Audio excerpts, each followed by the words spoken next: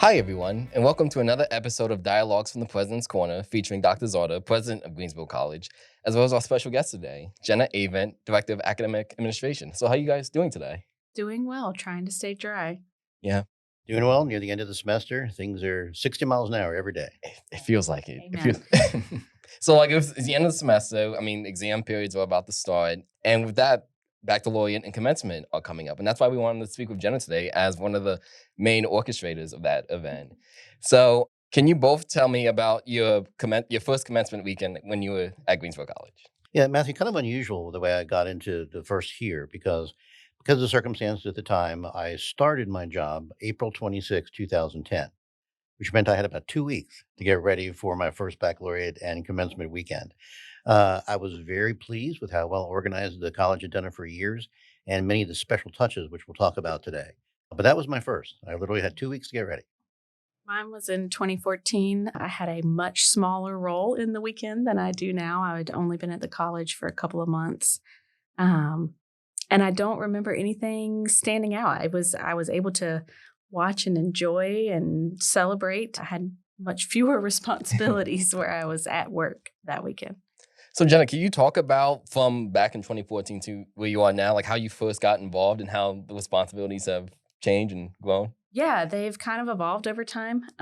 So I started at Greensboro College in 2013 as the director of first year experience, where I worked with our fall convocation was my main connection to the commencement and convocation committee. And so I was attending those meetings and slowly started to pick up responsibilities along the way. One year I was designated as the rain plan coordinator, and that role has stuck. So if anytime we have to look at whether it's going to rain or what the weather's looking like, I have conversations with Dr. Czarda and many other people on campus about how to adjust and still provide a good ceremony for our Mhm. students and graduates. Last year, when I transitioned into the director of academic administration role, I took on, as part of those responsibilities, the role of chair of the commencement and convocation committee, which really is just coordinating, pulling all these various pieces together. My job is herding cats, and so I do it, bring all these different people together, combine all the information. So much of the work goes into it that is out of my hands. So many other people on campus putting in that work. So, Dr. Czarda, I mean, because you've been the president of the college now and you've worked in higher ed most of your career, how do you measure like the success of commencement weekend, seeing that you've been to so many? Especially for a small private college, it's actually a pretty important question. As I shared with you earlier, just by what I do for a living and the fact that I have a very complicated blended family and children, grandchildren, all that. And I've been a speaker a number of times at commencement. I've been to an unusual number of commencements. Mhm. The way I see it here is I measure success by first attendance. I mean, that is an issue. Do the families, do the friends respond? Secondly, how many of our graduating seniors actually participate? And it's pretty good here almost every single year. And then longer term, and this is longer term, do we keep the alumni engaged? It's very typical. You graduate from college, you move on. Yeah. You're building a career, you're building a family, whatever it might be. But longer term, whether it's 5 years or 10 years, who comes back for the reunions? And there's also the issue and advancement of how many continue to support the college. And then there's the more emotional part where you get thank you letters or people send you photos they took because it's a special day. And Greensboro College, in my opinion, does commencement about as well as I've seen any institution do it. So, Jenna, with you mentioned earlier, like hooding cats, do you want to talk about some of those cats and like some of the elements involved with like planning everything? Yeah, absolutely. First, I think conferences and events, along with SSC, just coordinating all the spaces, preparing all the spaces, the audio and light, setups, making sure everything on campus is ready. SSC does a lot of work to help with that. The registrar's office, of course, is verifying who is graduating with us. And so making sure they're following up. An astronomical amount of work goes into tracking all of that information and making sure they're talking to students about what they need and when they can graduate and fill out this form and how do you want your name printed on your diploma and all these special circumstances that all of our students have. They're able to work with those students and make sure that they have all their ducks in a row. Yeah. Martha Bunch and Lisa Alley for years and years have just put in staggering amount of work around commencement weekend always. the alumni office, of course, and coordinating with Cliff Braley to get the caps and gowns ordered, get graduates prepared physically for commencement. And then there's just so many other staff. Student development always plays a huge hand on that morning of and preparing. I'm sure I'm forgetting someone, but and marketing, putting together our programs, of course. There's so many people who work really hard to put this together. It's not any one person doing this work. So I know some challenges can come up periodically. Do you want to talk about like what's something that could be an issue when planning everything? The weather, Rain, the rain. Rain, go away. heat. Yes, rain or heat. We want a nice balance, and weather is beyond our control. So really it's just monitoring, planning, making contingency plans, trying to figure out how we can make adjustments to accommodate the weather without sacrificing the ceremony and the celebration for our graduating students. We want to give them the best possible celebration that we can, but we have to work within the confines of the weather, Yeah. of course. I know one part of the ceremony is like who's going to be the speaker, and I know Dr. Czarda mentioned that you've spoken before at commencements. So what does that look like in like selecting and booking someone? The college takes it actually very intentionally. Almost every speaker we have for baccalaureate and commencement, almost without exception, has some direct tie to Greensboro College.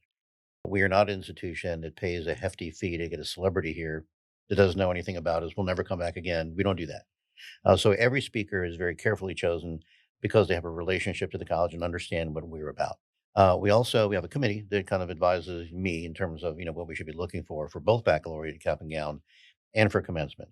We try to stay away from politics to the degree we can. As I said, we don't pay our speakers, which many do. We ask them to keep their remarks to about 8 to 10 minutes so we can get the ceremony done in a humane 2 hours. And we have had some outstanding speakers. I would say they're all good. Okay, fine, they're all good. But some have been truly outstanding in the last number of years. So do you mind sharing with everyone who's going to be the speakers and participants for this year's baccalaureate and commencement? Happy to. We're very pleased. For baccalaureate cap and gown, it will be Bishop Ken Carter. He is a significant figure in the United Methodist Church.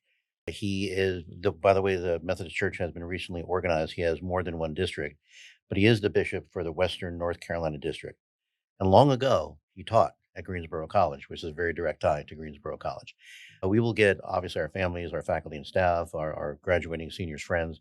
We will get members of the community to come see Bishop Carter. I've had the opportunity to hear him before. He is very, very good.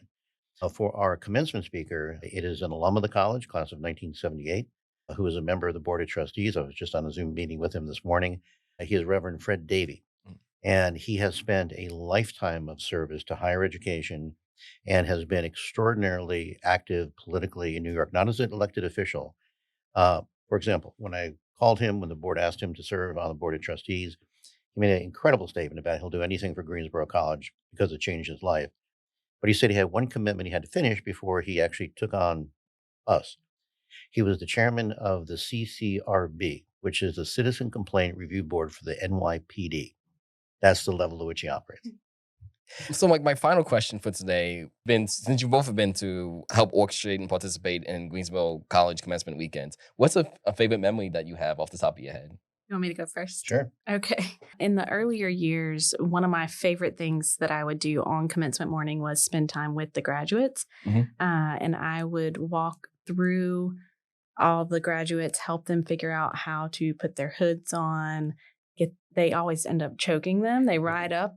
And so I would help them tie the button, put a new knot in, tie it to your button, get them situated. And they were just so much fun. They were so grateful to have the help, but they just had like this energy about them that I really enjoyed hanging out with them on those mornings. My role has shifted slightly to more of administrative during that time. And we have a whole new table set up to help students with their cap and gown and getting it all situated. And so I don't get to do that as much, but I still get to hang out with them in the morning.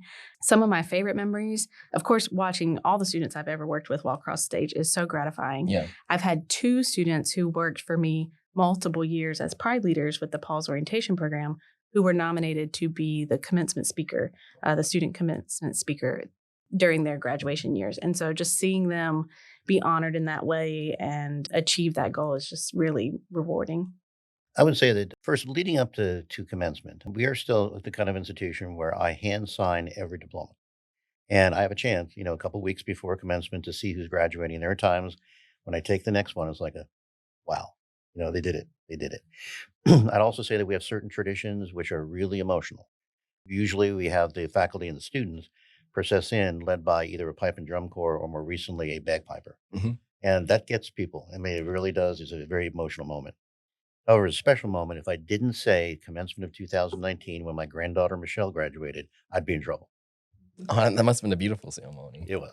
So I'm looking forward to Commencement Weekend. And thank you, Jenna, for your work. And thank you for joining us today. Yeah. Thank you absolutely. again, Dr. Czarda, for being here. And thank you all for watching. And be sure to like, comment, and subscribe. Thank you.